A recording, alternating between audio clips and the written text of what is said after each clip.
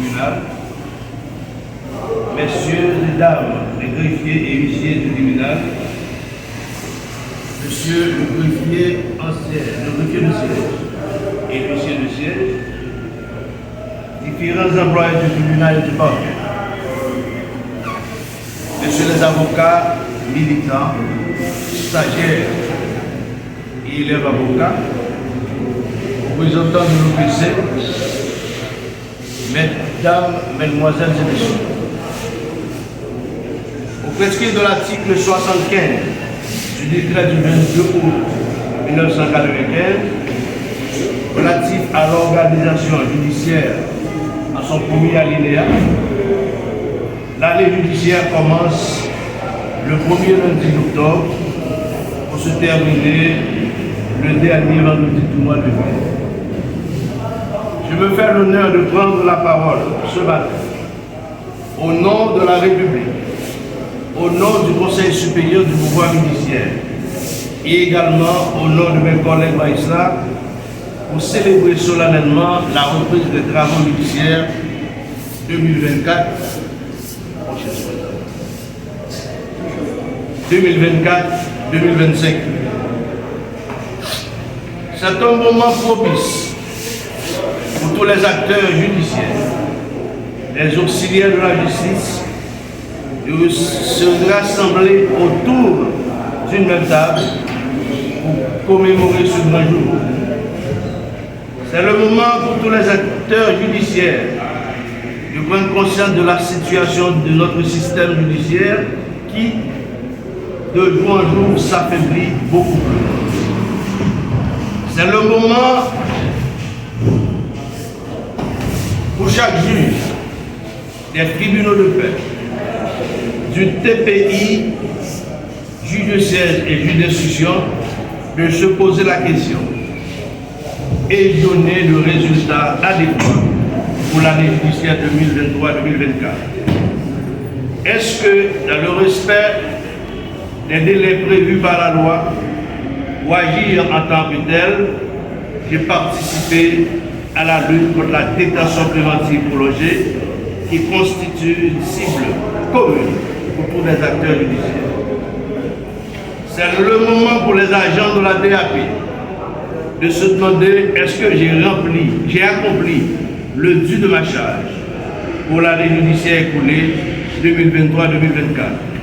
Est-ce que j'ai toujours amené à temps le détenu au tribunal, au cabinet d'instruction, sous ordre d'extraction de l'autorité judiciaire? C'est le moment pour les greffiers et parquetiers de décider de mettre fin à la grève continuelle qui ne donne qu'un seul résultat: empêcher le système de fonctionner normalement, ce qui facilitait la réduction du taux de détention préventive prolongée. C'est le moment pour les avocats, auxiliaires de la justice, se pose la question: est-ce que j'ai effectivement rempli mon rôle d'auxiliaire? C'est le moment pour le doyen, étant chef de la juridiction, de présenter au CSPJ, à l'assistance, le bilan des activités de travail du tribunal de première instance du Cap-Haïtien relatif à la productivité des juges, du greffe et du décanat et souligner les difficultés qu'ils ont rencontrées. Mesdames, Mesdemoiselles et Messieurs, pour les affaires correctionnelles, les affaires criminelles, quelques cas ont été entendus et traités par la volonté du juge de siège. Aristide Frito, toujours disponible, et également nos juges d'instruction qui siègent malgré les difficultés quand quelquefois le besoin l'exige. Le tribunal a entendu, en ses attributions pénales, 60 affaires correctionnelles, 2 affaires criminelles sans l'assistance de juge. Dans ses attributions civiles, le tribunal a entendu 58 affaires civiles, 70 divorces, 2 affaires de travail. Le 4 juillet 2024, le décanat a adressé une correspondance aux juges d'instruction, leur demandant de soumettre au décanat un rapport relatif aux ordonnances rendues pour l'année judiciaire 2023-2024. Pour le magistrat Patrick Duro, juge et juge d'instruction à ce dit tribunal, nous avons constaté dans son rapport bien détaillé qu'il a rendu 18 ordonnances, dont 12 de renvoi et 6 de non-lieu. Pour le magistrat Kirby Joseph, juge et juge d'instruction en ce même tribunal, nous avons constaté dans son rapport bien détaillé dans un tableau qu'il a rendu 34 ordonnances, dont 17 de non-lieu, 10 de renvoi et 6 de main levée, et une ordonnance de refus d'informer. Pour la juge d'instruction Marie-Laurence Fils-Aimé, elle nous a adressé une ordonnance au décanat pour s'expliquer ainsi qu'aucun dossier expédié au parquet ne lui a été retourné, que le cabinet n'a pu fournir le travail à cause des grèves des greffiers, des commissaires du gouvernement, voire les policiers qui se plaignent souvent de manque de moyens pour exécuter des ordres d'extraction des cabinets, et qu'une ordonnance spéciale pour justifier son retard dans l'instruction du dossier IMLF 26, que n'ayant pas de greffier disponible pour poser des actes d'instruction en raison de la grève des greffiers à travers tout le pays, le cabinet d'instruction n'arrive pas à émettre l'ordonnance de culture. Pour le juge d'instruction Rodachat, malheureusement, il n'a soumis aucun rapport suivant la correspondance du décanat du 4 juillet 2024 relative aux ordonnances rendues par son cabinet. Le décanat félicite les greffiers de ce tribunal qui sont toujours disponibles en dépit des circonstances de grève pour assister le doyen dans les audiences de référé. Le doyen a rendu au décanat pour l'exercice 2023-2024, à partir de son retour en janvier 2024, 797 ordonnances présidentielles, 143 ordonnances d'assignation en référé. Le doyen faisant office de juge de référé a entendu 143 ordonnances de référé en matière civile et en a rendu les ordonnances et en a rendu 133 ordonnances. A ajouté 43 de la magistrate Laurence Fils-Aimé et 11 du juge Kirby Joseph comme doyen AI en référé, ce qui fait au total 197 audiences de référé. 57 audiences en liberté individuelle et 23 audiences en habeas corpus en matière pénale ont été entendues et les décisions rendues. Avec la volonté de tous les acteurs de la chaîne pénale, nous souhaitons que cette nouvelle année judiciaire soit meilleure, que les affaires correctionnelles et criminelles sans jury soient entendues sans contrainte aucune. Depuis 2022, nous avons toujours tout mis en place au fin d'organiser des assises criminelles sans jury. Mais la grève continuelle a toujours été l'un des empêchés.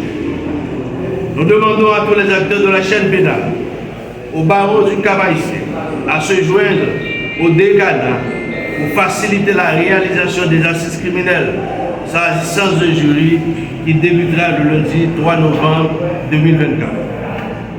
Nous invitons les avocats militants à venir plaider la cause de leurs clients. Nous sollicitons du bâtonnier de mettre à la disposition du tribunal criminel des avocats militants et stagiaires pour prendre la défense de ceux qui ne peuvent pas supporter les frais d'une constitution d'avocat. Nous invitons les étudiants en droit à participer au jury. L'année judiciaire 2023-2024 n'a pas été une année fructueuse. D'une part, à cause de la grève des greffiers et celle des papetiers, et d'autre part, par agissement politique, les manifestations populaires des rues. La grève est reconnue et acceptée par la Constitution haïtienne. Mais pour cette nouvelle année judiciaire, nous sollicitons les grévistes leur souci à la grève. Car, pour quelles que soient les infractions reprochées, les prévenus doivent être jugés pour connaître de leur sort. Nous souhaitons, par une prise de conscience collective, cette année judiciaire soit autrement. Que les responsables du ministère de la Justice entendent également les cris des grévistes et satisfaits à leurs besoins. Nous souhaitons que cette nouvelle année judiciaire soit effectivement nouvelle. Le parquet et le décanat doivent, dans l'harmonie, dans la compréhension, dans le respect mutuel, se rencontrer au point positif pour changer le visage de la juridiction du Cap au niveau judiciaire. Le combat contre la détention préventive prolongée doit être fermement mené suivant les dispositions légales. À bas le marronnage pour la prise des audiences à l'habeas corpus, qui sont toujours infirmés par la non-présence du commissaire du gouvernement qui doit, à l'audience, soulever ses points de droit et donner son réquisitoire. Toujours dans l'optique de faire cette nouvelle année judiciaire une année effectivement nouvelle, nous invitons nos juges d'être toujours présents pour prendre siège selon le roulement établi. Nous invitons également les juges d'instruction à s'armer de leur courage pour donner un travail efficace cette année pour éviter une pléiade de demandes en liberté individuelle. Dans la même optique, nous invitons nos juges de paix de différentes communes à avoir un comportement positif pour le triomphe de la justice, à appliquer sans réserve les articles 11 et 12 du Code d'instruction criminelle en expédiant, lorsqu'il s'agirait d'un fait qui devra être porté par devant un tribunal, soit correctionnel, soit criminel, à l'officier par qui seront remplis les fonctions du ministère public, toutes les pièces et tous les renseignements dans 3 jours au plus tard. Nous invitons également les parquetiers à rédiger les réquisitoires d'informer dans le délai de la loi, ce pour ne pas susciter des cas de détention illégale.